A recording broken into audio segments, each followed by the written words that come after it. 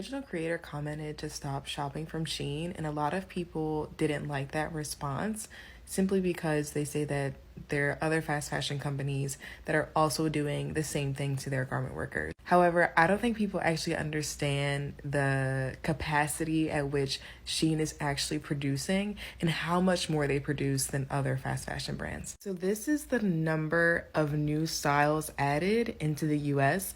And if you look at H&M, Zara, and Boohoo, the most famous fast fashion companies, Shein is incomparable.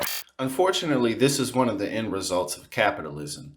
And this is one of the biggest reasons why so many of our factory jobs and so many of our manufacturing jobs have been shipped overseas, and why over the decades more and more of them have been shipped overseas.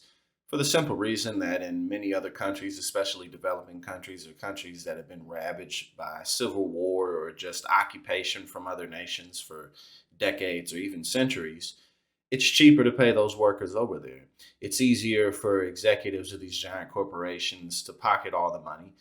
And as we saw, Shein is responsible, blowing other companies out the water for fast fashion and the way that they mass produce their products. So again, this really is an end result of not capitalism, but unfettered capitalism. Just the end results of what happens when you just let the machine go and go and go and go unchecked.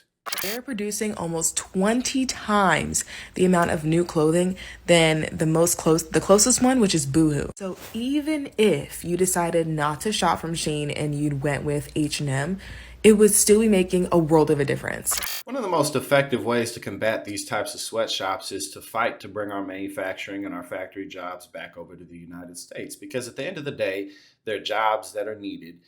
Full out 100%, automation is not yet here, and it won't be for quite some time. We're still going to need people to operate not just many of these machines, but to just operate the facility, make sure that everything is going right. Someone who knows the ins and outs of the factory, knows the ins and outs of the engineering. And so, again, a good way to fight this is to push to bring jobs back over here. Not only will that help to minimize the amount of sweatshops around the world, but also to bring better, high paying jobs back to the United States, especially in rural areas where a lot of people don't have as much access to big city jobs and big tech corporations that are located in cities like San Francisco, or up here where I live in the Northeast, up in the New York, New Jersey area. So again, that's one of the more effective ways to combat this. And also, unfortunately, this in large part is how China's positioned themselves economically the way that they have, because over the decades, they've become the manufacturer of the world. China makes everything for everybody, along with them restructuring trade routes to and through the Chinese mainland.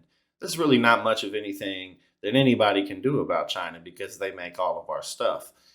So again, unfortunately, we see the end results of what greed can lead to, even in a totally different type of economic and, well, rather political structure, because China is a capitalist country too. But in terms of how they're set up under a communist political structure, we see the end results of how people are stitching help me and stitching that they have these problems and that problems because they're under a regime to where they're being watched 24/7, and they really don't have any of the freedoms that we do over here unless they're in the upper classes. So again, it's just interesting to take a look at how these things go down. A lot of the shirts that we make are made by people who are stitching help me on the tags. Maybe some of the shirts that you and me have them, and we just never noticed.